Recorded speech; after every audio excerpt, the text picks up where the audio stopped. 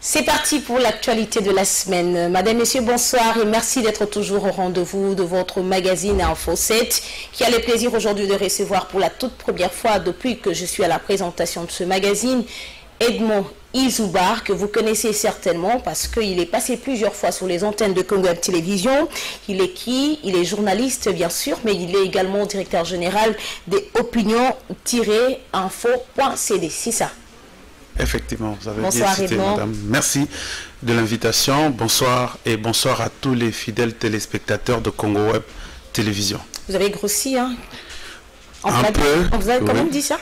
Ouais, bah oui, hein, ça a été quand on revient du Kasaï, ça donne ça. Ah, vous étiez dans les Kasaï. J'ai passé 45 jours dans le Kasaï où j'étais en mission d'enquête journalistique où je devrais enquêter sur le grand travaux qui s'effectue dans ce coin de la République. Dans le cas de Chile-Gelou? Où il y a plusieurs projets. Okay. Ouais, il y a les projets de lutte contre la pauvreté et les éliminations des inégalités sociales. Il y a les projets de la route Kalambambouji. Il y a les projets de l'élaboration de la route Kamwisha, Kananga-Kamwisha, la route exécuté par Arab Contractor. Et puis vous avez le fameux projet qui suscite polémique, confondu même à d'autres projets présidentiels, et vous avez le projet de Chile-Gelou. Voilà, merci beaucoup Edmond Izoubar, vous avez mené ces enquêtes. Est-ce que vous pouvez dire à la population qui est en train de vous suivre les conclusions de ces enquêtes que vous avez menées dans ce coin du pays? Merci beaucoup. Donc j'ai rencontré une route qui devrait en principe donner de l'espoir dans le Grand Kasaï. C'est la route Chile-Gelou, et pardon que je dis, c'est la route Kananga-Kalambambouji.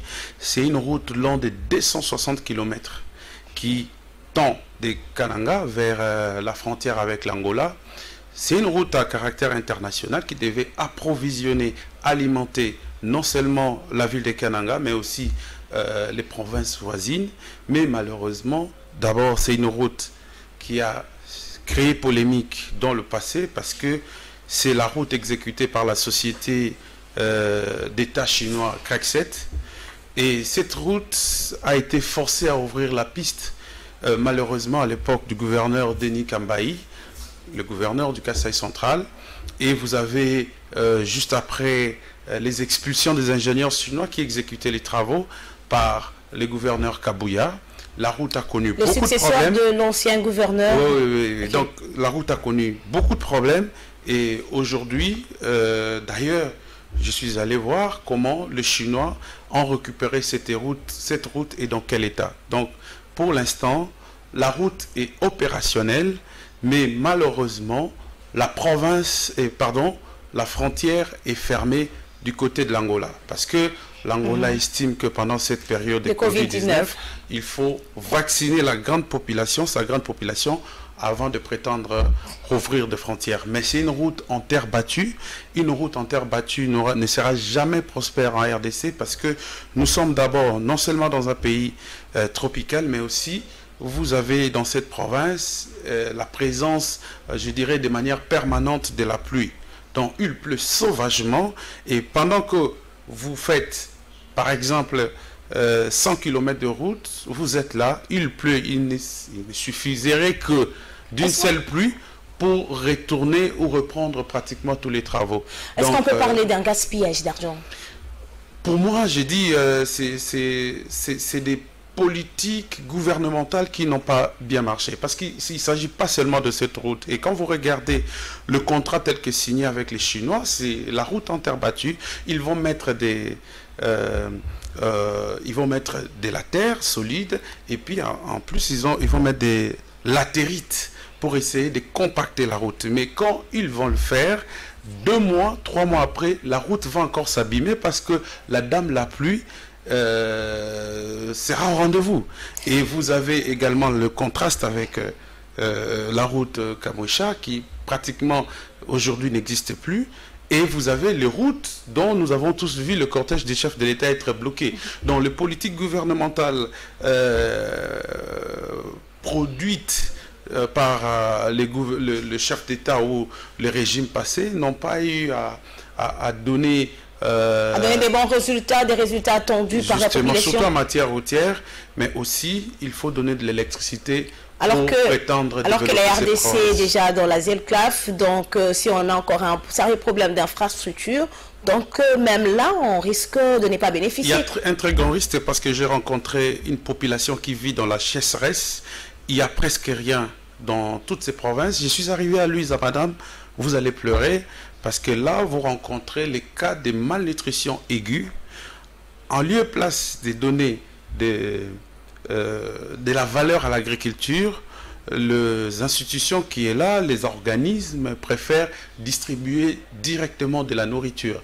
Alors, ces nourritures sont constituées de plein pinates, c'est qu'on donne, mais la malnutrition étant tellement aiguë, il faut trouver des nutritionnistes qui vont mélanger et tout ça, et vous avez de pertes de vies humaines pratiquement chaque jour, des bébés, tout comme des mamans qui souffrent de cette maladie. En un mot, Edmond Izouba, avant de parler des états généraux qui s'ouvrent déjà cette semaine qui s'annonce, le dossier avec Marcelin, conseiller du président de la République, Marcelin Bilomba, en un mot, qu'est-ce que nous pouvions retenir? Bon, en fait, les gens parlaient même de Thilé Gelou. J'ai entendu même un ministre en train de faire également cette confusion en disant que les gens sont de voleurs. Oui, mais beaucoup font de confusion parce qu'ils ne savent plus situer les limites de Thilé Gelou et les autres projets présidentiels. Alors, le projet de Marcelin Bilomba, c'est les projets dont je fais mention dès l'entame de cette émission, c'est la lutte contre la pauvreté et les éliminations des inégalités sociales. C'est un projet financé par le FPI, mais c'est financé de façon graduelle. Et oui, ces projets consistent à offrir les infrastructures scolaires et sanitaires à la population, la construction et la canalisation des eaux vers ces infrastructures et la distribution du courant vers ces infrastructures. C'est un projet, un très grand projet, mais comprenez que là-bas, tellement qu'il y a eu de la sécheresse, il y a eu de la paupérisation de la population en masse, les gens ont besoin d'un changement immédiat. Voilà pourquoi vous allez lancer le projet aujourd'hui. 3 mois après, on vous demande le résultat. Par exemple, le projet d'en question, à peine lancé au mois d'août, mais on veut voir les résultats au mois de décembre. Effectivement, avec Thilé Gelou, qui est un projet de 36 mois, mais à 7 mois, la population veut voir la concrétisation de tout. Et pour Thilé Gelou, pour terminer dans le Grand Kasaï, ils sont encore dans la première phase qui consiste dans les assainissements, dans les assainissements de terrain, également l'emplacement des caniveaux. Donc, il faut d'abord commencer par placer les caniveaux, tracer le passage d'eau avant de prétendre construire une bonne route et une route de qualité, parce qu'en principe, chaque pluie, à Kana comme en Bujimaï, égale la naissance d'une tête d'érosion. C'est grave. Ouais. L'avenir du métier de journaliste en République démocratique du Congo, c'est le thème des États généraux de la presse qui s'ouvrent déjà ce mardi 25 janvier 2022. Edmond Izouba, vous êtes chevalier de la plume. Qu'est-ce que vous attendez de ces assises de 4 jours? On attendait, bon, moi je dis, il semble que tout est déjà fait parce qu'il y avait des travaux d'intense, les travaux préparatoires au centre Nganda, qui ont duré, ça a pris pratiquement 2 mois. Et j'estime que dans ces travaux-là, ils ont pris en considération les desiderata des journalistes. Parce que c'est nous qui pratiquons, c'est nous qui sommes sur le terrain. Et je ne comprends pas la déformation même de l'intitulé de ces travaux. Parce qu'on parle les états généraux de communication et des médias. Moi, j'aurais plus voulu qu'on parle de... J'aurais pu... Mais d'abord, qu'est-ce qui blesse dans cet intitulé-là? Qu'est-ce qui vous blesse? J'aurais pu accepter aujourd'hui qu'on parle des états généraux de la presse, parce que le vrai problème aujourd'hui, c'est la presse. Mais comme on a pris également de communication et de médias, c'est-à-dire là on touche même au CESAC, on va élargir, mais le vrai problème c'est d'enlever la clochardisation même de cette profession, parce qu'aujourd'hui les journalistes vivent de la main tendue. On aurait voulu qu'aujourd'hui, main tendue, ça veut dire pour par exemple bénéficier d'un voyage de presse, les médias sont tellement pauvres qu'ils ne pourront pas prendre en charge leurs journalistes. Donc il faudrait que l'État voie dans quelle façon on peut subventionner les travaux des journalistes. Et deuxièmement, nous avons toujours combattu, parce que le problème des Congolais, c'est de savoir comment s'attaquer aux priorités. Nous avons toujours attendu qu'on passe directement vers la dépénalisation des délits de presse, mais j'apprends que ce débat-là n'aura pas lieu. Ça risquera encore d'être... Oui, c'est d'après ce que j'entends, alors que c'est ce que plusieurs journalistes sont en train d'attendre. Effectivement. Donc l'organisation... Je peux pas me permettre de dire que c'est la première priorité... pour nous, en tout cas, les gens qui ont commencé à exercer, nous qui subissons, je dirais, les méandres de cette profession, nous qui pratiquons, nous savons comment aujourd'hui les opérateurs politiques opèrent. S'il faut mettre ou arrêter un journaliste ou rendre sa vie difficile, comment ils le font. Donc ils agissent en solidarité avec la justice, et puis vous allez peut-être être chez vous à la maison et voir des visiteurs venir vous prendre et vous jeter dans la prison comme un malfrat. Donc c'est anormal que ce rendez-vous, que ce soit un rendez-vous raté, ces grands débats sur la dépénalisation des délits de presse. Mais peut-être que vous avez eu des mauvaises informations. Non, mais moi j'ai appris que les grands travaux, c'est sur le côté numérique des médias, parce que nous avons la TNT, nous avons la venue des médias en ligne.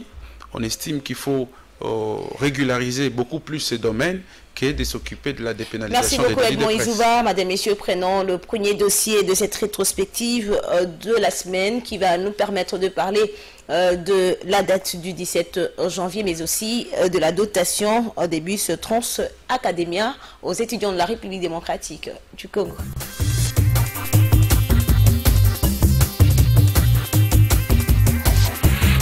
61e anniversaire de l'assassinat du premier ministre de la République démocratique du Congo, le feu Patrice Emery Lumumba, le Premier ministre Jean-Michel Sama Lukonde. Quelques membres du gouvernement, les officiers militaires et policiers et plusieurs autorités politico-administratives ont pris part à la messe d'action de grâce organisée en la cathédrale Notre-Dame du Congo. Dans sa prêche, l'officiant du jour est revenu sur les 3 choses qui ont marqué la vie de Patrice Emery Lumumba dans ce monde des vivants. Il s'agit du sacrifice, l'amour et la détermination. Par la passion qu'il avait animée et la profondeur de son engagement pour un Congo libre, prospère et solidaire, Patrice Emery Lumumba, le Verbe, comme disait de lui Aimé Césaire, est l'un de ceux-là qui ont joué un rôle particulier dans l'histoire de notre pays, le Congo. Nous célébrons aujourd'hui le 61e anniversaire de son assassinat, lui et ses compagnons Joseph Okito et Maurice Polo. Lumumba a été assassiné à cause de son amour pour le Congo, amour qui l'avait poussé à résister devant toute forme de colonisation et de recolonisation de notre cher et beau héros panafricain.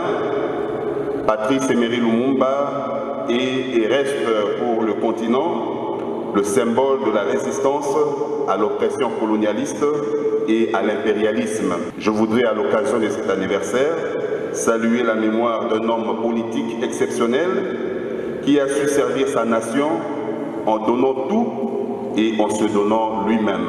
Juste après cette célébration, le chef du gouvernement et toute sa délégation se sont rendus dans la commune de Limete, précisément à l'Échangeur, à la 18e rue.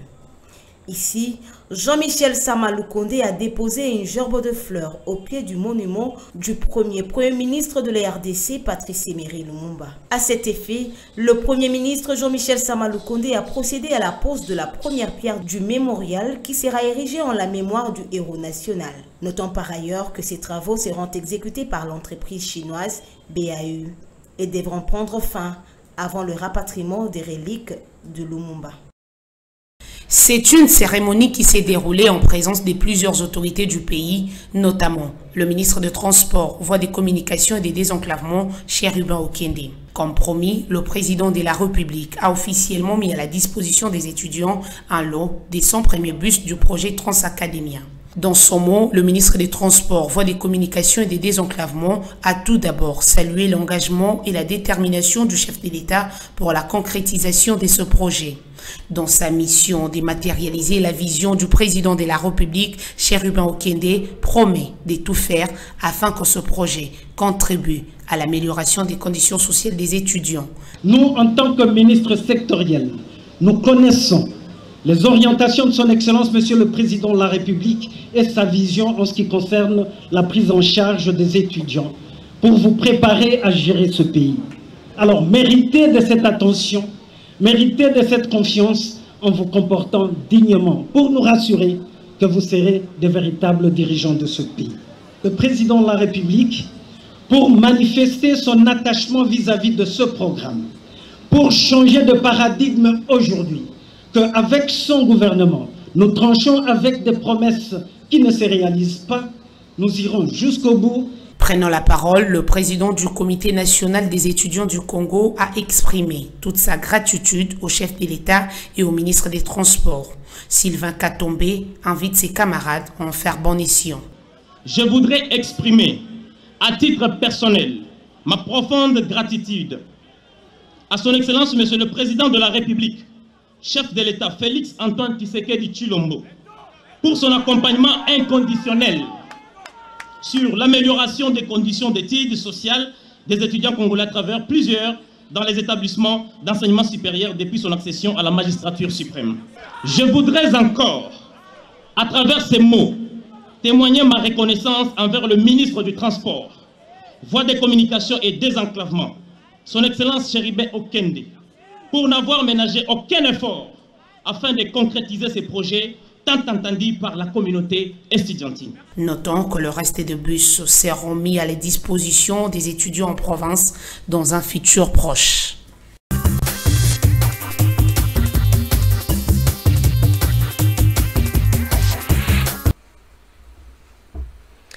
Edmond Izouba, qu'est-ce que vous gardez comme souvenir du premier ministre de la RDC, Patrice Emery Lumumba? L'image d'un héros, d'un martyr et l'image de quelqu'un de très convaincu. Très convaincu. Oui, très convaincu du développement de ce pays. Parce qu'avant, Lumumba, dans son discours solennel, les jours de la déclaration de l'indépendance, il a dit que le peuple avait besoin de la paix et le peuple avait besoin du pain. Et aujourd'hui, nous continuons à peiner, ne serait-ce que pour cette paix-là, dans la partie est du pays, mais aussi pour le pain, je dirais le pain quotidien, le social. Le peuple en a toujours besoin jusqu'aujourd'hui. Absolument, donc le social est toujours réclamé. J'ai parlé tout à l'heure des cas de malnutrition. Vous allez là où il y a l'insécurité, ils n'ont même pas eu le temps d'aller cultiver dans leurs champs. Et à Kinshasa, ici, vous voyez comment ça chauffe la vie. Il y a une sorte de surchauffe même dans le panier de la ménagère. Donc, il y a un très sérieux problème du social qui n'arrive pas à être résolu depuis des décennies et des décennies. Est-ce que l'âme de Patrice Emery Lumumba peut reposer en paix dès lors que tout ce qu'il a légué pose toujours problème, la solution n'est toujours pas trouvée? Oui, ben l'indépendance d'abord n'est pas complètement acquise parce que le pays est jusqu'à resté sur le plan économique colonisé. Vous avez suivi les déclarations de l'ancien PCA de la GECAMINE qui a parlé de la colonisation économique des expatriés Vous avez parlé d'Albert Yuma? De nos richesses, oui, effectivement.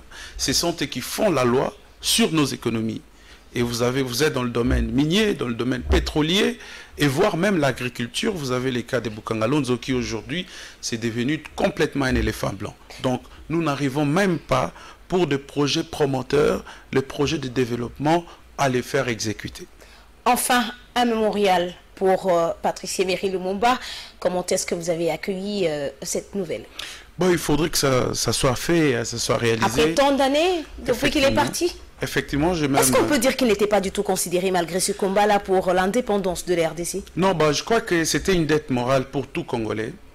Il ne dépendait pas aux autres de le faire, mais c'est une mémoire collective. Donc, on devait honorer cette personnalité. Nous, moi, comme j'ai comme l'impression ici en RDC, nous ne connaissons pas les mérites de cet homme. Mais quand vous allez à l'extérieur, on vous identifie par Lumumba, par le combat de Lumumba. Et est-ce qu'aujourd'hui, on peut dire qu'on retrouve Lumumba en nous? Je ne pense pas. Cette âme de conviction, ces personnages pratiquement a disparu en nous. Et je vois Tshisekedi qui a visité Lumumba-ville. Il a promis beaucoup de choses pour le développement de ce territoire. De ce territoire d'abord. On va voir si réellement ça pourra refléter à Lumumba. Mais sinon, c'est quelqu'un qui nous a laissé avec beaucoup de devoirs pour développer ce pays et que, de fois, nous avons l'habitude de l'ignorer. Ça y est, c'était une promesse, madame, messieurs, mais aujourd'hui, c'est une réalité, des bus pour des étudiants. À quand remonte le dernier bus en République démocratique du Congo, des bus pour les étudiants? Depuis l'époque Mobutu, on parlait des Sotras, on parlait des sticks, on parlait, à l'époque de Kabila, on parlait des sticks. Mais voilà une initiative qui est louable. Mais en RDC, il se pose toujours un problème. Lequel? Il y a un problème de l'exécution et il y a un problème de suivi. De suivi. Je me demande, moi je pensais dans ma tête que ça sera la société Transco qui va gérer. Mais il semble que c'est une nouvelle entreprise qui vient d'être créée, dont le DG aujourd'hui n'a même pas un siège. Le DG n'a même pas un siège. N'a même pas un siège. Donc ce sont des bus qu'on a défalqués, des bus de Transco, pour mettre à la disposition des étudiants. Est-ce qu'il était-il important de créer notre société? C'est la question que je me pose. Parce qu'il se posera un problème de gestion de ces bus. Il faut le garder, il faut l'entretenir. Et il faut faire, je dirais, le suivi. Il ne faut pas que ce bus rencontre le même problème que Transco, qui a aujourd'hui beaucoup d'arriérés des salaires de ses agents. C'est d'ailleurs la crainte de plusieurs observateurs congolais. Effectivement. Donc, d'abord, commencer par trouver le bureau pour la nouvelle société. Commencer par trouver les arrêts pour les étudiants. Il faut tracer les arrêts, madame. Je crois que ça ne sera pas le même arrêt. Et il faut trouver le mode de fonctionnement de ces bus. Est-ce que les dimanches, ces bus seront fonctionnels? Quel trajet emprunter ce bus? Quelles sont les routes réhabilitées pour ces bus? Donc, il se pose plusieurs problèmes. Je crois que ces problèmes pourront être résolus une fois que ces bus seront mis à la disposition, je dirais, totale des étudiants. Jusque-là, c'est encore gardé et ça ne circule pas encore. Il faudrait qu'il y ait effectivement démarrage des cours parce que les professeurs sont en grève. Ils sont en grève. D'ailleurs, les assistants, il y a une déclaration la semaine, les assistants et chefs des travaux viennent de durcir encore leur mouvement de grève. Et ce qui est grave, depuis qu'ils ont amorcé ce mouvement, aucun regard du gouvernement. Est-ce que ça, c'est vraiment sérieux pour un gouvernement dès lors que nous connaissons que la jeunesse est l'avenir de demain? Moi, je suis même étonné d'entendre... Est-ce que ça, c'est les peuples d'abord aussi? Non, ben, c'est pas ça l'idéologie des peuples d'abord, parce que j'ai suivi le compte-rendu du Conseil des ministres, je n'ai pas entendu parler des mouvements de grève des enseignants. Donc, c'est un sérieux problème pour... le gouvernement actuel, parce que ces étudiants ou le peuple congolais semble être pris en étau à chaque chose. Quand le malheur arrive, ça s'accompagne toujours avec un autre. Donc le gouvernement doit faire très attention par sa manière de régler les conflits. Je peux même appeler ça les conflits sociaux avec ses partenaires, avec les fonctionnaires de l'État, avec, je dirais, ses employeurs. Donc, nous savons tous que ceux qui tiennent les universités, ce sont les chefs des travaux et les assistants. Et les professeurs sont là juste pour des cours, des matières introductives. Parfois, et ils ne viennent même pas. Oui, ben, les autres, ils sont là-bas en Europe. Et les autres, ils ont 6-7 universités parce qu'ils doivent voyager, ils doivent abandonner les étudiants et aller ailleurs. Et toute la charge revient aux assistants et aux chefs des travaux. Et quand vous allez même à l'intérieur du pays, c'est encore pire. Donc la situation est un peu catastrophique là-bas. Alors qu'est-ce que l'État doit faire? Il doit résoudre le problème. Parce que l'année académique, en principe, ça devrait déjà être lancé. Les bus devraient déjà être... Le 5 janvier, pardon. Effectivement. Les bus devaient déjà être opérationnels. Mais aussi, il faut aussi tenir compte des Covid. On ne sait pas quand est-ce que ça frappe et quand ça frappe dur. Et quelles sont les décisions que nous prenons. Donc, l'État doit faire très attention. Il y a toujours un rythme d'essais-erreurs. On commence et puis on abandonne ou on oublie. Voilà pourquoi je disais tout à l'heure, il y avait des très sérieux problèmes de suivi. Vous commencez une grève, vous trouvez des accords, mais vous n'arrivez pas à assurer ces accords et à respecter la parole. Donc, ça posera toujours problème tant que le gouvernement gardera cette posture d'un enfant assez pauvre vis-à-vis des revendications sociales de ses employés. Madame, Messieurs, prenons à présent le deuxième dossier de Info 7. On se retrouve juste après pour un autre débat.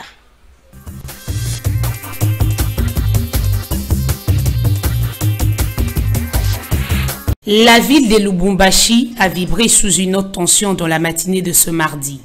Les organisateurs de la marche pour la libération du pasteur Daniel Ngoï Mulunda et plusieurs militants du Front commun pour les Congo se sont affrontés avec les éléments de la police devant le gouvernorat de la ville. Les agents de l'ordre ont usé des gaz lacrymogènes pour disperser les manifestants.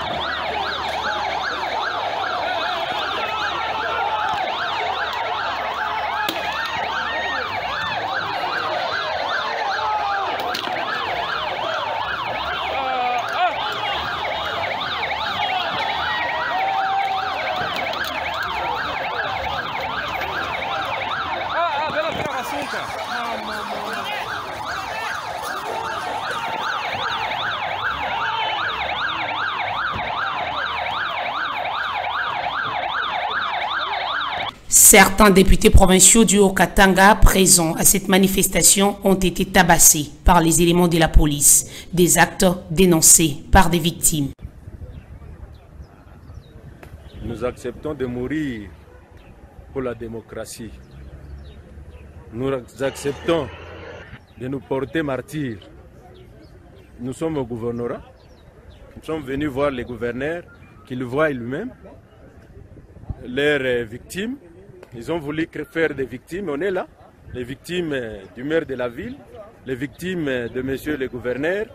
Ils ont envoyé les gens pour tabasser les honorables députés pendant que nous étions en train de marcher pacifiquement avec une autorisation du maire de la ville.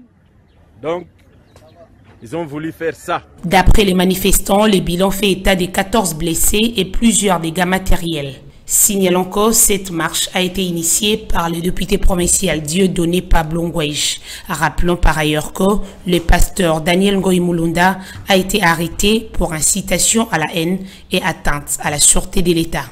Les organisations de la société civile et mouvements citoyens réaffirment leur engagement et détermination à suivre de près le déroulement du procès actuellement en appel à la Haute Cour militaire sur l'assassinat en juin 2010 des défenseurs des droits humains Floribert Chebeya, Baïzire et Fidel Bazana et Dadi dans les installations commissariat général de la police nationale congolaise. Nous organisations non gouvernementales de la société civile et mouvements citoyens.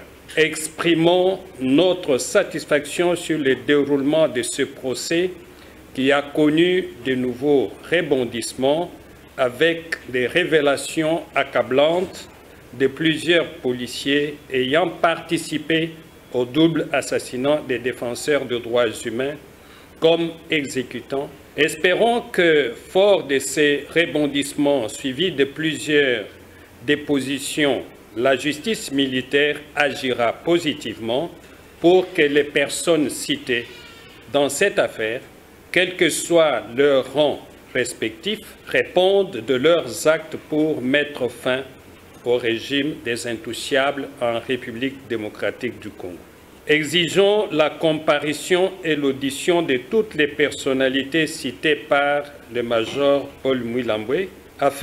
Exigeons la comparution et l'audition de toutes les personnalités citées par le major Paul Mouilambwe afin de les confronter à ces derniers avant les plaidoiries pour l'éclatement de toute la vérité sur ce crime d'État. Il s'agit notamment de l'ancien président Joseph Kabila Kabange, du général Pondé, alors auditeur général des FARDC, du bourgmestre de Limete, M.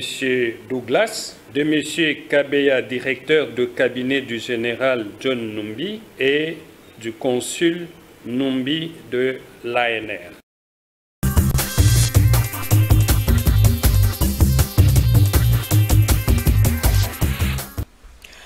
Marshal Bumbashi pour exiger la libération de Ngoï Mulunda, ancien président de la Commission électorale nationale indépendante, Edmond Izouba.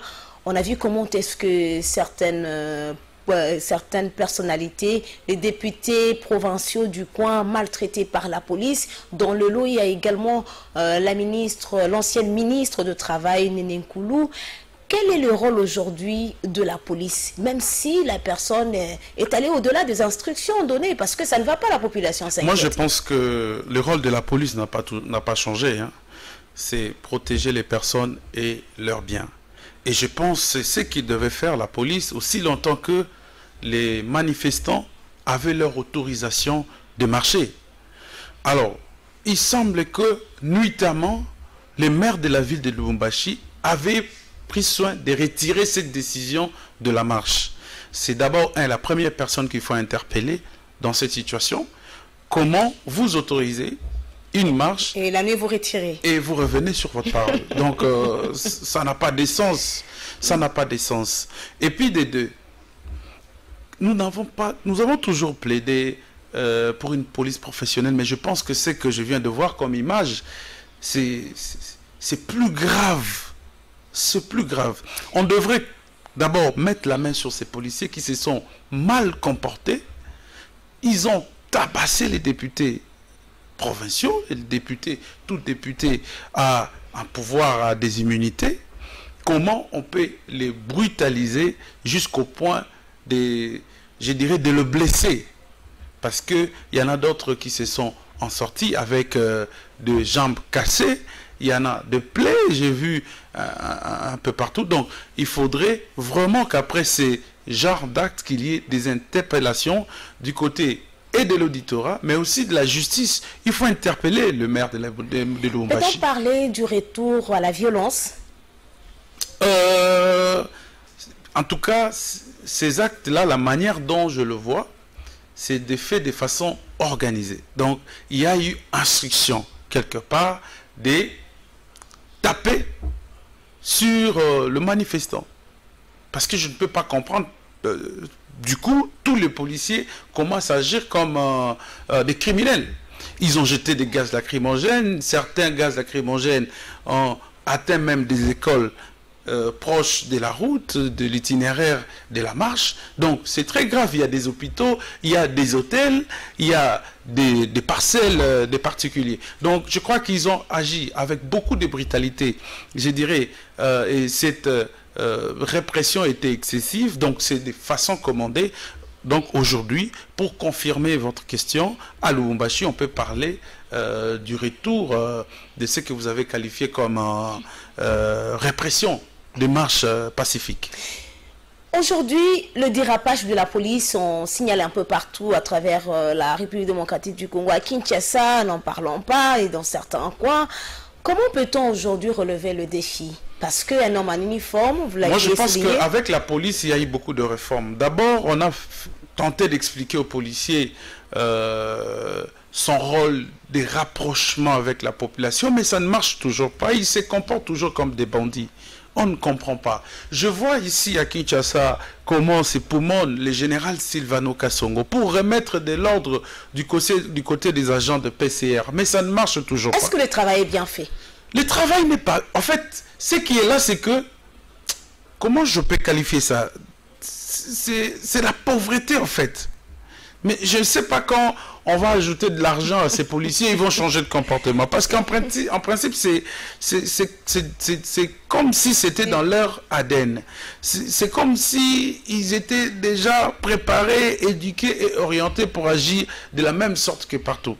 Donc, aujourd'hui, vous avez des policiers qui ne sont pas assez formés. Moi, j'ai suivi une fois le général Kanyama, qui gère l'école de formation des policiers, qui demandait aux parents de ne pas envoyer les bandits, les enfants qui ont raté l'éducation, vous les orientez vers la police. Il faut envoyer quand même les intellectuels, les enfants qui ont eu à faire beaucoup de points, beaucoup de cotes dans leur parcours scolaire, vous les envoyez et comme ça, quand on les éduque, on leur donne la formation, ça entre facilement. Mais j'ai comme l'impression qu'il y a les ordres qui sont donnés autrement et les policiers qui exécutent aussi de leur façon. Donc, tout ça, la responsabilité est comme toujours à leur hiérarchie. D'où ils doivent prendre des précautions et de disponibiliser de polices qui sont professionnelles, même ceux qui gardent les personnalités. Donc nous devons tenir compte. Mais j'ai parlé tout à l'heure de réformes légales. On en a beau expliquer de ces réformes. La sensibilisation, les membres de la société civile s'y étaient impliqués. Mais aujourd'hui, la police de proximité qu'on le croyait n'est pas cette police-là. Elle ne fait pas correctement son travail. Mais quand on dit que vous êtes proche de la population, police de proximité, vous devez garder la population et leurs biens. Mais quand tu vois un policier, un homme en uniforme, donc... oui, mais quand un homme est armé, il s'entête. Il s'entête, des fois, c'est des communs des mortels, c'est des citoyens lambda qui corrigent même certains PCR et certains policiers par leur façon de se comporter. Donc, ils se comportent mal. Il y a beaucoup de cas de criminalité accentués par les policiers eux-mêmes. Et puis, au-delà de ça, il y a une incompréhension comme ça, même pour des choses simples. Mais vous rencontrez un policier qui sème la confusion et des complications et ça peut tourner au vinaigre, ça peut tourner en mal et puis bout, c'est des caméras, c'est des téléphones qui vont filmer et puis c'est les réseaux sociaux qui vont emboîter les pas. 50 organisations de la société civile et les mouvements citoyens exigent à ce que toutes les personnes citées dans le dossier Chebea par Paul Mouilamboué puissent répondre, expliquer devant la justice. Comment est-ce que vous trouvez cette demande de ces organisations? Moi, je pense que on doit analyser minutieusement cette question. Et la justice devait aller crescendo. C'est vrai qu'il y a ce besoin pressant de l'éclatement de la vérité, mais il faut aller avec méthode. Est-ce qu'il faut directement, comme leurs noms sont cités, directement les interpeller ou continuer, par exemple, à fouiner? Ce qui me met à l'aise, c'est que nous avons tous décrié dans le passé ces assassinats. Floribert Chebea et Fidel Bazana. Et aujourd'hui, nous comprenons que ce qu'on nous disait avant, ce n'était pas de la vérité et que la vérité était cachée. Et tous les ingrédients sont là, qu'on puisse refaire tout dans son ensemble, les enquêtes, la descente sur terrain, j'ai beaucoup apprécié. Mais avançons avec de la méthode. C'est vrai qu'on va interpeller toutes les personnes et les personnalités impliquées. C'est une phase très importante de l'éclatement de la vérité.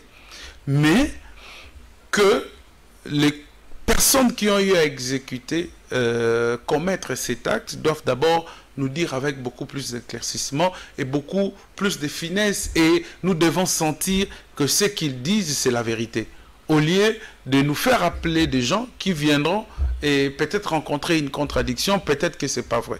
Moi, j'aurais voulu que John Numbi soit là, qu'il comparaisse. Bon, malheureusement, il est en fuite. On a cité encore son directeur de cabinet. Il faudrait qu'il nous explique comment le bourgmestre de Limité, on l'a aussi cité. À l'époque, je crois qu'il était bourgmestre de Ngaliema, si je ne m'abuse. Donc, il doit être interpellé. Ils doivent tous être là. Mais je pense que c'est un procès qui doit être traité avec beaucoup plus de munitions. On doit aller avec la méthode. Merci beaucoup. On doit aller avec de la manière. On ne doit pas donner l'impression que c'est une justice, c'est un procès des règlements de comptes. Merci beaucoup Edmond Izouba. Madame, Messieurs, place au troisième dossier.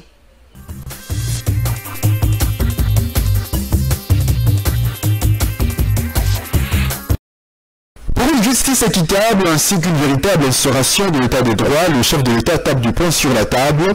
Lors du Conseil des ministres tenu le vendredi 21 janvier dernier, Félix-Antoine Tshisekedi a chargé au président du Conseil supérieur de la magistrature de mettre sur pied, avec le concours du gouvernement, un cadre de concertation afin de permettre le recrutement de magistrats civils et militaires ainsi que de conseillers référendaires. Dans son compte rendu, le porte-parole du gouvernement a souligné que lors de ces différentes visites d'itinérance à l'intérieur du pays, le président de la République a fait le constat du problème d'insuffisance de magistrats à couvrir les offices des parquets des juridictions à travers le pays et à résorber les besoins du peuple de la quête de la justice. Une situation qui, d'après le chef de l'État, est à la base de la faible administration de la justice et du dysfonctionnement de la Cour constitutionnelle. C'est ainsi que pour remédier à ce problème, Félix-Antoine Tshisekedi se veut l'obligation de doter l'appareil judiciaire de la RDC de nouveaux animateurs susceptibles de rendre réel l'état de droit tant prôné par le chef de l'État, magistrat suprême de la République. 6 hommes présentés au gouverneur militaire du Nord Kivu ce 18 janvier 2022. Ils sont archi connus et dangereux. D'autres sont transfrontaliers, répartis en 3 groupes, parmi lesquels celui des Bahati Kiboko et Balume Bakulu, qui ont kidnappé et tué l'ambassadeur italien en février 2021 à Kibati, c'est dans le territoire des Nyiragongo, à quelques kilomètres de la ville touristique de Goma, sous les commandements de M. Aspirant, leur chef en fuite. À côté d'eux, ceux qui appartiennent au groupe des Sankara, spécialiste en braquage de banques, ainsi que ceux qui ont participé à l'assassinat du fils Ngizayo, a expliqué le général Abavan Ang, commandant de la police nationale congolaise au Nord Kivu. Voilà, donc ils sont là, ils sont des grands criminels, des grands kidnappeurs. Les éclaireurs sont des motards. Quand ils ont déjà ciblé le butin, il lui prend les devants. Quand le véhicule veut démarrer, il lui prend les devants. Il suit l'itinéraire. Il s'est déjà entendu avec les autres. Quand vous me voyez moi passer, le véhicule qui est derrière moi, ce véhicule-là, il faut déjà l'attaquer. Donc ceux-là, ils sont là, comme ils se connaissent dans du groupe, ils voient seulement leurs motards passer, ils sortent pour braquer le véhicule qui vient derrière. Voilà comment ils font. Moi, je dis opérandi, comment ils vont encore avoir leur butin, ça, ils nous ont aussi dit. D'un ton ferme, le lieutenant-général Constant Dimakongba, gouverneur militaire du Nord Kivu, condamne ces actes et félicite la police pour sa prouesse. Je vous remercie et je vous félicite. Et à travers vous, tous les services de sécurité, nous l'avons dit, nous l'avons promis aussi à notre population que pendant cet état de siège, nous n'aménagerons aucun effort pour tomber sur les réseaux des kidnappeurs à travers notre province. Ils sont interprovinciaux, ils sont transfrontaliers et ils causent beaucoup de tort parmi notre population. Ils nous insécurisent, nous tous. Il appelle par ailleurs la justice militaire à s'activer dans un bref délai pour une lutte commune contre la criminalité. Voilà, je lance un appel aussi à notre justice qu'il fasse diligence d'accompagner la police, d'accompagner le service de sécurité, d'accompagner notre armée dans ce genre de traques. Ce sont eux qui doivent être notre bras séculier dans ces traques de hors la loi, dans ces traques de criminels qui nous endeuillent. En tout cas, je lance cet appel à notre justice aujourd'hui même, que la justice soit faite et qu'ils soient châtiés en rapport avec tout ce qu'ils ont causé dans notre population. Merci, mon général. À en croire les commandants de la police nationale congolaise au Nord Kivu, les criminels ou les incriminés sont passés aux aveux jusqu'à expliquer leur modus operandi et citer certains de leurs complices, parmi lesquels quelques motards de la ville de Goma.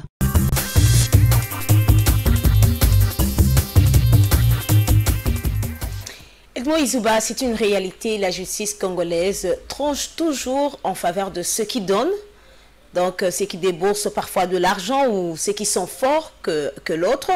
Est-ce qu'aujourd'hui nous pouvons dire que la magistrature en RDC est un commerce? Plus qu'un commerce, d'ailleurs, c'est de la pourriture. Parce que moi, je prends toujours les cas, le plus souvent, on revient toujours. Lesquels? C'est les cas des conflits, je dirais, fonciers. Comment on voit les parcelles être ravies. C'est pratiquement à chaque échéance de l'arrivée de chaque régime que vous voyez chaque parcelle, cette parcelle qui était à un dignitaire quitté pour être remplacée par un autre dignitaire. C'est un problème très sérieux.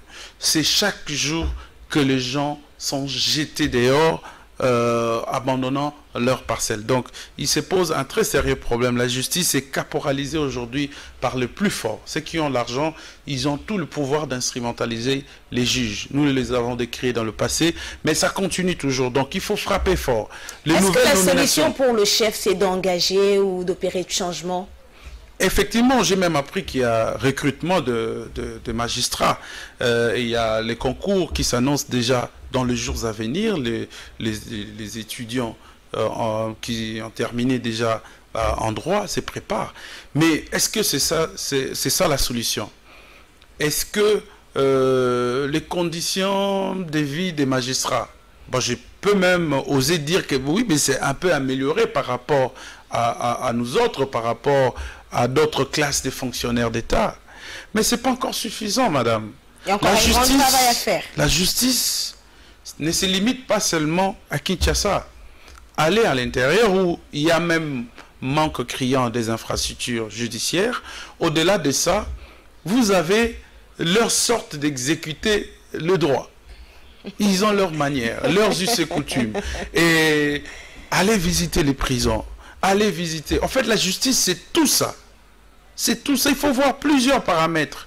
Donc, j'estime que c'est un domaine très important de la vie nationale qu'il faut s'y employer, surtout quand on clame sur tout le toit qu'on veut un état de droit. On doit d'abord réhabiliter cette justice. La justice n'est pas complètement réhabilitée. Aujourd'hui, vous avez les cas des gens qu'on arrête, qu'on prend, qu'on met dans la prison, et jusqu'à aujourd'hui, ils n'ont même pas de jugement, même pas un procès. Vous avez ils ont passé des années là-bas. Les gens que je rencontrais une fois quand je suis allé rendre visite à un prisonnier, mais les gens arrêtés d'il y a 5 ans, 10 ans, 20 ans, qui n'ont jamais connu leur juge naturel. Et vous avez aussi les cas... Et là, ce sont toujours des démunis qui restent là. Mais notre justice n'a pas de honte. Vous avez même des procès qu'on nous a diffusés à la télévision. Je prends le cas de Daniel Massaro, dont j'ai décrié tout à l'heure dans les réseaux sociaux. Ce monsieur est arrêté bientôt, ça va faire 2 ans. Il n'a jamais été orienté vers ses juges naturels. Jusqu'aujourd'hui. On ne sait pas pourquoi est-ce que Daniel Changalume, dit Massaro, mécène et père des enfants, pourquoi il est arrêté. Donc, la justice, elle est plus inhumaine. On ne tient pas compte des droits de l'homme. Alors, je demande, quelle cruauté pour ce magistrat de se comporter de cette sorte. Donc, on doit cesser. Ce n'est pas normal. Aussi pour des cas qui exigent une certaine flagrance, que le dossier soit abandonné. Vous allez rencontrer des gens en prison qu'on a arrêtés juste à cause, pour avoir volé un pain. Les autres sont venus, on les a seulement déposés dans un sous-siat et puis après, ils se retrouvent à Makala aujourd'hui. Donc, il y a des cas comme ça qu'il faut enquêter sur ça parce qu'on va vous apprendre, non, les juges, les magistrats qui avaient son dossier, il a été muté vers le maniement et son dossier a disparu. Donc on ne peut même pas parler de l'état des droits en marche. Ça tient compte de tout ça. Ce sont des piliers très essentiels. Surtout quand vous entrez dans des maisons carcérales, vous voyez dans quelles conditions les prévenus sont placés, vous allez pleurer, madame. Allez à l'intérieur du pays, les maisons carcérales sont pratiquement inexistantes. Et quand il pleut, bon, ce sont des gens qu'on sacrifie. Hein? On dit, bon, vous n'avez pas besoin de la vie, on vous jette dans la poubelle de la mort. Ce n'est pas normal. Notre justice, elle est vraiment complètement inhumaine. Nous devons arranger des choses à partir de la racine pour rétablir l'homme dans toute sa dignité. Rendons-nous dans la partie est de la République démocratique du Congo. Edmond Izouba, un mot en rapport avec l'état de siège décrété dans les provinces de l'Itourie. Il faut saluer d'abord je ne me cacherai pas le courage du président de la République. Il est le seul à avoir pris les risques de décréter l'état de siège dans cette province. Et aujourd'hui, moi je suis les actualités au quotidien, surtout des actualités de cette partie du pays. Je vois qu'il y a de l'évolution. Hier encore, on a tué un chef Maï dans une confrontation de patrouilleurs mixte des éco-gardes et de FRDC. Donc c'est chaque jour qu'on compte les chefs des milices qui perdent leur vie. Donc c'est des victoires et des victoires. Effectivement, c'est-à-dire aujourd'hui, moi je me dis, ça devait même être un problème à nous tous. Mémoire collective oblige, les informations de l'Est devaient être même partagé le matin dans des écoles et dans des églises. On devait nous informer de cette évolution. C'est une sensibilisation, une mobilisation générale. Sinon, nous voyons comme si Kinshasa est écarté de l'Est, cette province a quitté. Non, nous tous, nous composons un seul corps, nous composons un seul pays et une nation. Nous devons nous sentir mobilisés par ce qui se passe dans l'Est, comme par ce qui se passe dans le Kasaï, comme par ce qui se passe dans le Bandundu, comme dans l'Équateur.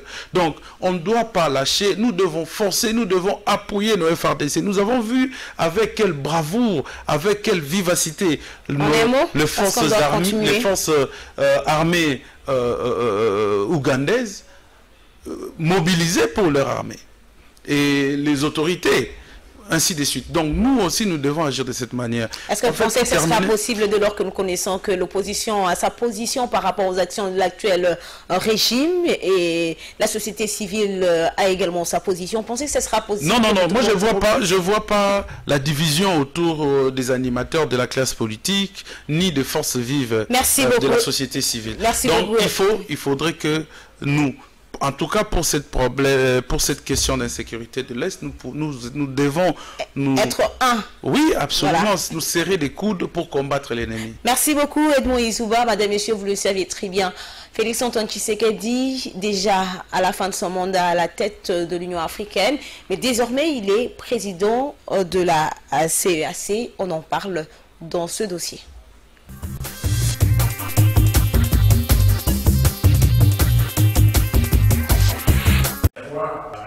C'est l'un des moments forts de la 20e session de la CEAC, la cérémonie de passation des témoins entre le président sortant et le président entrant. Félix Tshisekedi prend ainsi la tête de la CEAC en remplacement de Denis Sassou Nguesso, arrivé en fin mandat. Pendant quelques semaines, le président de la République démocratique du Congo va combiner la présidence de l'Union africaine et celle de l'Afrique centrale. La CEAC est en pleine réforme en vue de sa redynamisation. Des réformes que Félix Tshisekedi promet de poursuivre. Conformément à la vision que nous avions définie ensemble en 2019 et dans le but de la matérialiser, l'exercice du mandat de la République démocratique du Congo à la tête de notre organisation se focalisera en priorité sur l'amélioration générale du capital humain, mais plus spécifiquement au secteur de l'éducation, de la santé et de la culture pour le renforcement de l'intégration régionale et afin que cela puisse accentuer le développement en Afrique centrale. Excellences, Mesdames et Messieurs, il vous souviendra qu'en matière d'intégration, en vue de hâter la mise en place du traité d'Abuja, entré en vigueur le 12 mai 1994, 5 axes avaient été retenus pour la CEAC. Les travaux de la 20e session de la conférence des chefs d'État et des gouvernements de l'organisation se sont déroulés en 2 parties. À l'ouverture, le président Denis Sassou Nguesso a félicité ses homologues pour les résolutions prises lors de la dernière session. Les présentes assises marquent la fin du premier mandat de la présidence tournante de notre communauté régionale. Les actions déjà entreprises en vue de la mise en œuvre de toutes les décisions adoptées constituent de réels mobiles de satisfaction légitime.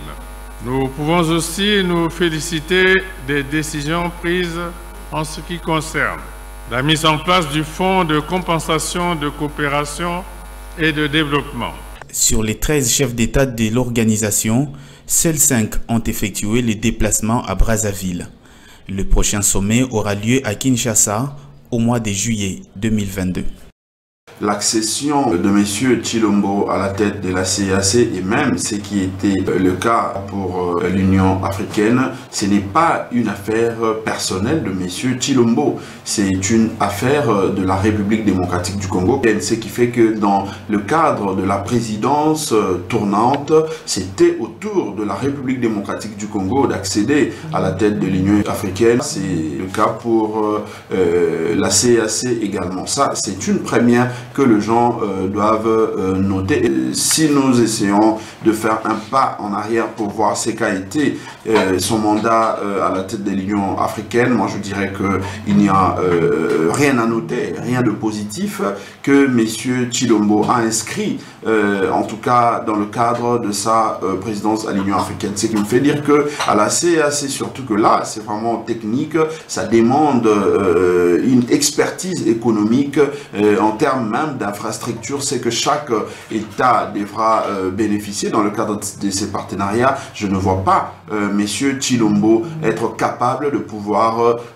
présenter un projet, en tout cas conséquent, de manière à nous faire gagner des points dans le cadre de la présidence de cette institution. Donc voilà, c'est ça la réalité malheureuse, parce que s'il faut voir également au niveau de la République démocratique du Congo, où il a ses 2 pieds sur terre, il n'arrive pas à produire quelque chose de positif sur le plan de la gestion de l'État. Comment pouvons-nous espérer que ces mêmes qui n'arrivent pas à produire le résultat ici pourraient être capables de produire des résultats au niveau de l'Afrique centrale?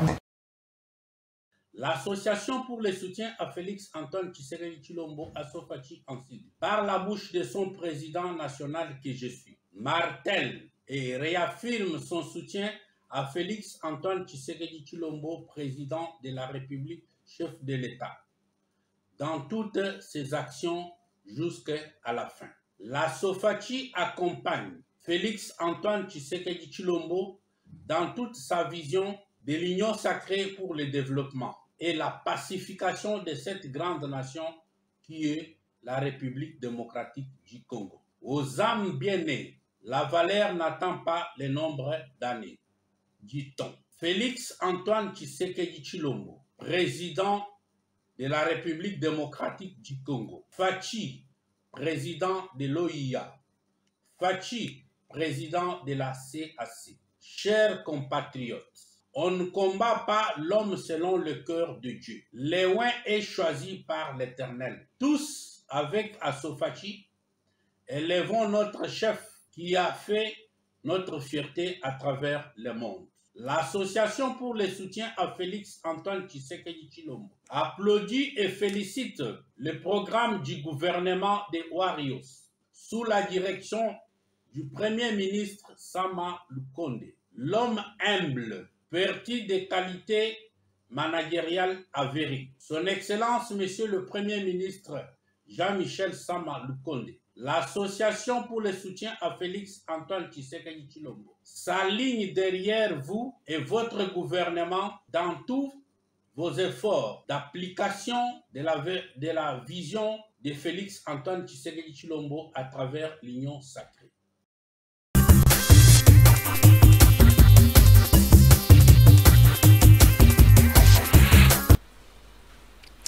Nouvel élan de Adolphe Muzito parle déjà de l'échec du mandat de Félix Tshisekedi à la tête de l'Union africaine. Et vous avez suivi son secrétaire général qui dit également qu'il ne voit rien de bon que Félix Tshisekedi va donner à la tête de cette institution CEEAC. Oui, l'échec de Félix Tshisekedi, moi je me disais que c'était prévisible à la tête de l'Union africaine parce que il a été cueilli à froid par cette question de Covid-19 qui a chamboulé toutes les organisations africaines, je dirais même mondiales, qui a failli changer même l'ordre mondial dans son système de fonctionnement. Mais nous remarquons qu'avec les temps, les populations africaines ont quand même pu résister par rapport au taux de mortalité, par rapport à la contingence de cette épidémie, bien que les systèmes sanitaires étaient quand même déficitaires. Dieu nous a aidés, les climats nous a aidés, ainsi de suite, nous avançons. Mais nous n'avons pas vu le président de la République aussi ferme devant des situations de, comme on appelle, des coups d'État dans 3 pays. Il était plus aux côtés des chefs d'État qui décédaient, soit de Covid, soit par des circonstances normales. Mais en tout cas, son échec était déjà établi aussi longtemps que, depuis qu'il est là, je ne sais pas si il y a eu des communiqués contre ces rebelles qui ont pris le pouvoir dans des pays africains. Et aussi lui-même par rapport à ce il s'est donné comme défi. Il n'y en a pas. Il n'y a pratiquement rien. Il a établi une liste au moins de 10 défis à relever en Afrique. Il ne l'a pas fait. Il ne l'a pas fait. Donc, mais ça s'explique, non? La Covid-19. Non, mais attends, cela n'empêchait rien au président de la République de réaliser ne serait-ce qu'un de tous ces défis-là. Bon, on parle aujourd'hui de l'expansion de zones culturelles, on parle de reconnaissance par l'UNESCO de la rumba et de certaines cultures africaines. Mais ça aussi, ce sont des actions qu'il a menées, non? Oui, ben, il a promis.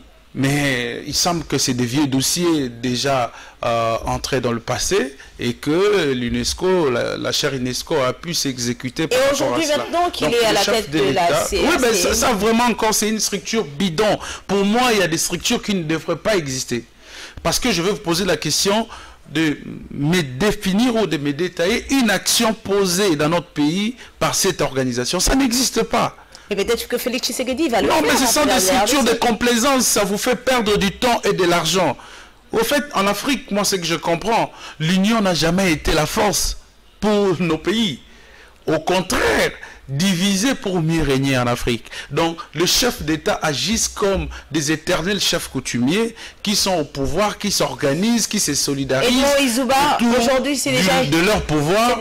et autour de leur pouvoir pour mater les autres. Donc pour moi, cette organisation, en tout cas, ça n'a aucun impact. Ça n'a aucun impact. Président, et si on vous avait demandé de prodiguer de conseils au président de la République, qu'est-ce que vous allez dire? D'abord, on a payé trop cher pour prendre part à ces assises. J'ai appris qu'on a déboursé des millions pour ne serait-ce que nous participer et prendre la direction de cette organisation.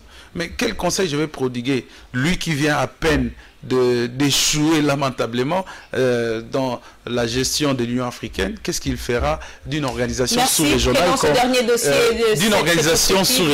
amorphe comme la CEEAC? Madame, Monsieur, place au dernier dossier.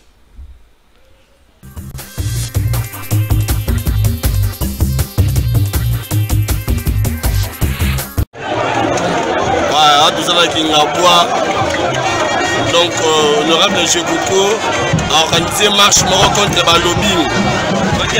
Nous avons donc affrontement entre Jekoko et Jean-Marc Kaboun. Le dimanche, le 23, il y a un Bozomona.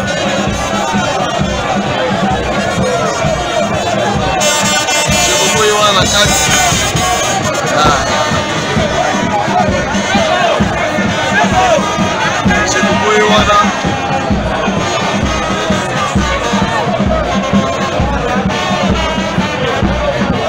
Donc zéro nana kingamwa.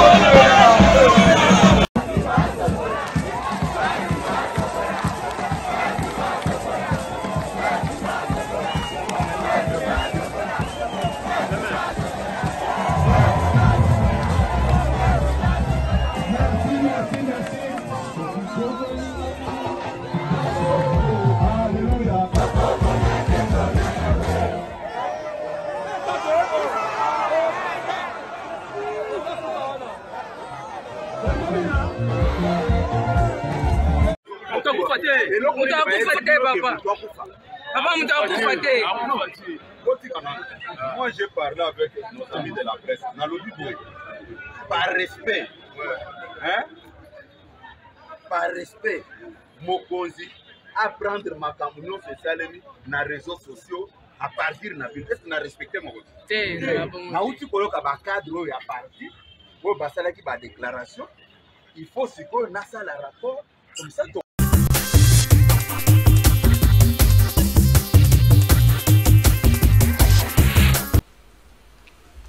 À l'issue de la réunion de ce week-end tenue avec les secrétaires généraux du parti au pouvoir, Augustin Kabouya a demandé l'indulgence de la base. Que cache finalement ce suspense de la hiérarchie de l'UDPS depuis cette affaire de Jean-Marc Kabound et Kabound désavoué par plusieurs membres du parti? Oui, mais bon, il n'y a pas seulement le membre du parti. Il y a ce qu'on peut qualifier aujourd'hui des organes de base comme des fédéraux et les secrétaires nationaux. Vous avez au-delà de ça les députés nationaux et provinciaux. Vous avez au-delà de ça la diaspora. Moi, je pense que pour Kabound, les carottes sont déjà cuites.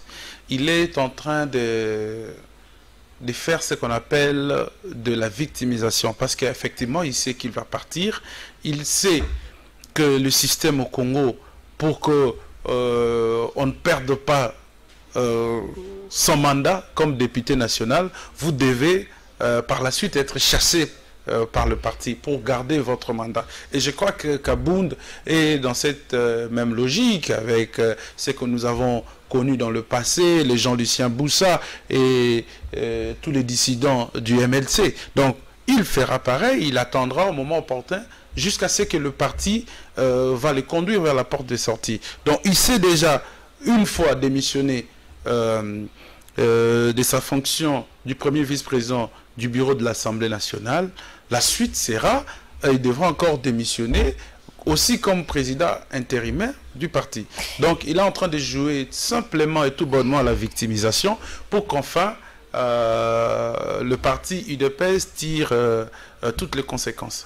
Est-ce qu'il ne sera pas nécessaire aujourd'hui pour le chef de l'État de faire un pas en arrière, question de préserver la paix et au sein du parti au pouvoir? Nous ne devons pas à chaque fois montrer le chef de l'État comme si c'est un géant au pied d'argile. À chaque fois, on demande au chef de l'État de reculer. À chaque fois, déjà de lui-même, en tant qu'humain, il a une certaine compassion vis-à-vis de ses semblables. Alors, il ne faut pas pousser les chefs trop loin. Je pense que pour Kabound, c'est un cas de récidive. Donc, il a eu à chaque fois à commettre des bêtises. Le chef de l'État a eu à fermer les yeux. Et vous savez, d'ailleurs, quand le chef de l'État est allé en tournée dans le Grand Kasaï, il ne s'est pas amené avec lui Kabound. Quand le chef de l'État était en campagne électorale, en 2018, Kabound n'était pas là.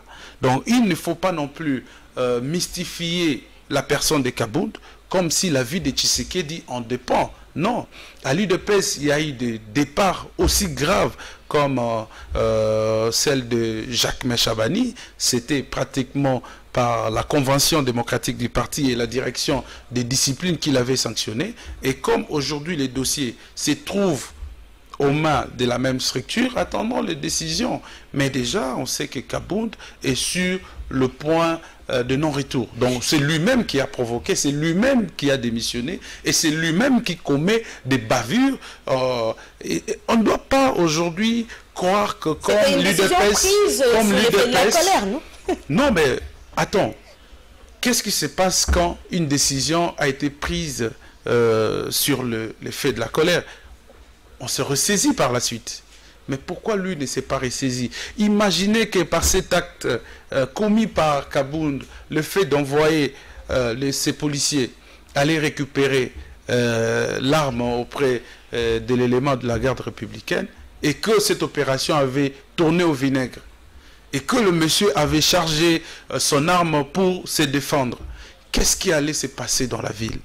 Est-ce qu'on imagine le carnage qu'aurait eu? Parce que toute aux alentours de Sorail, il y a également les éléments de la garde républicaine. Il y a également les éléments de la police. D'ailleurs, le camp Badara est juste là.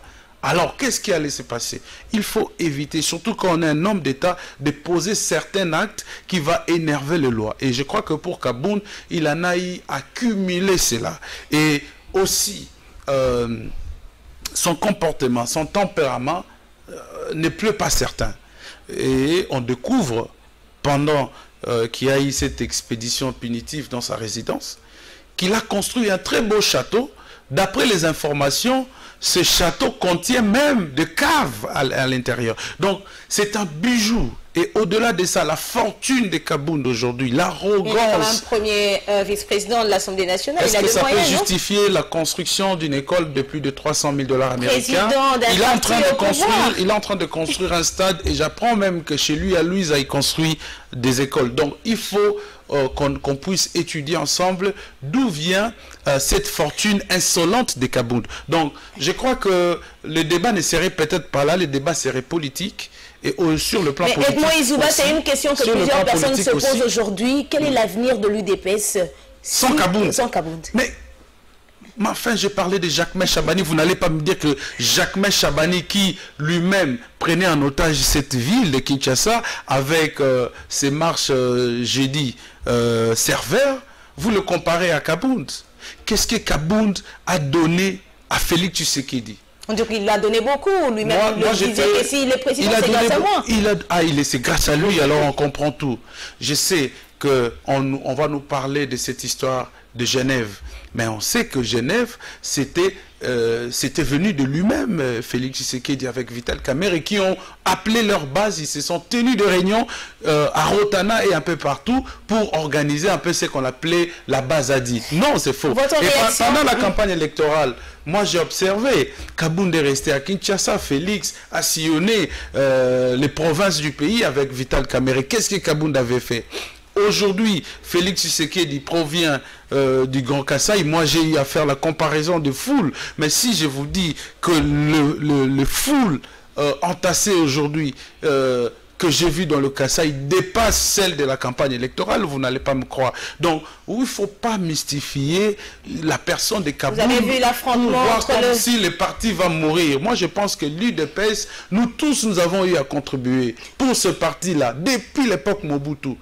Nous, comme citoyens, nous avons eu à marcher dans le passé. Donc ça ne dépend pas aujourd'hui de la personne de Kabound. Il y a des Rémi Massamba qui sont partis, il y a des Xavier François Belchika qui sont partis, il y a Moubaké qui était un homme à craindre au parti, qui est parti. Donc, mais vous avez vu l'affrontement de ce dimanche, non? L'affrontement de ce dimanche entre le combattant pro-Kabound et les combattants pro-Gekoko, c'est quand même une démonstration de force que Kabound a quand même de gens. Un rapport de force de plus que Kabound a perdu. Un rapport de force aujourd'hui que Kabound a perdu. Merci. Donc, Kabound a perdu.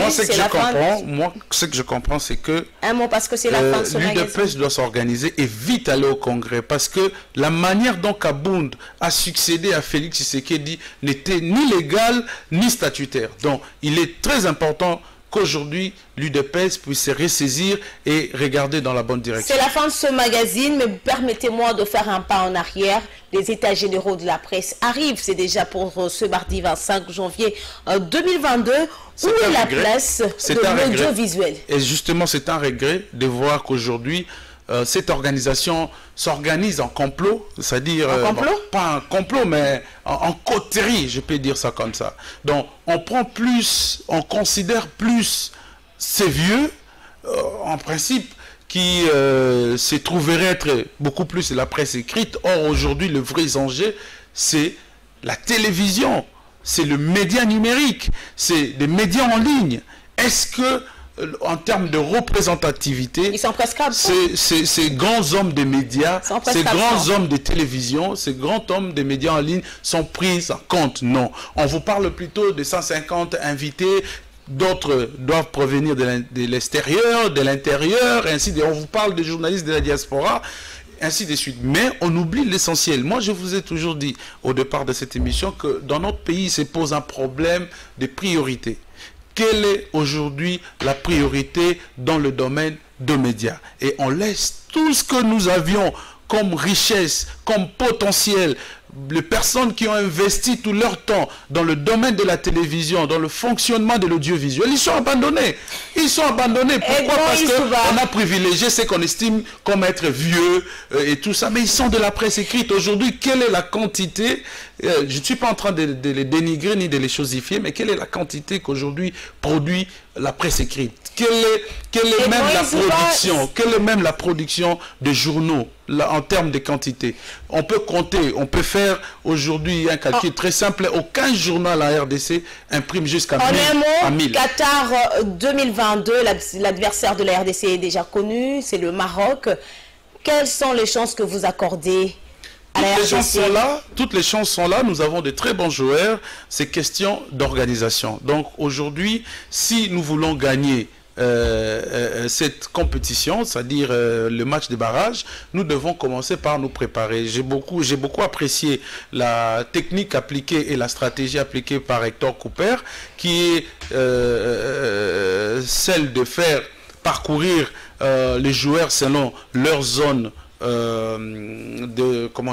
leur zone d'action et de réalisation, et puis les regrouper ensemble. Mais le temps peut-être fait défaut pour lui. Il doit faire ça à la va-vite. Aujourd'hui, ils sont dans le continent asiatique. Ils doivent terminer parce qu'ils ont dépassé l'Afrique et arriver en Europe. Et puis après, nous aurons une équipe homogène qui pourra réaliser de merveilles. Merci beaucoup. C'est la fin de ce magazine qui a eu le plaisir de vous recevoir, Edmond Izouba. Merci beaucoup, madame. Le plaisir est mien. Je rappelle qu'Edmond Izouba, notre invité de ce dimanche, est directeur général d'un média en ligne, Opinion Info-CD, c'est ça? Opinion-Info.cd. Info.cd. Voilà, merci à vous, madame, messieurs, d'être fidèles à votre magazine Info 7. Je l'ai toujours dit, Info 7, c'est le magazine de Congo Web Télévision. Info 7, votre magazine. Info 7, notre magazine. Merci pour votre fidélité et merci à toute l'équipe technique. Au revoir et à la prochaine.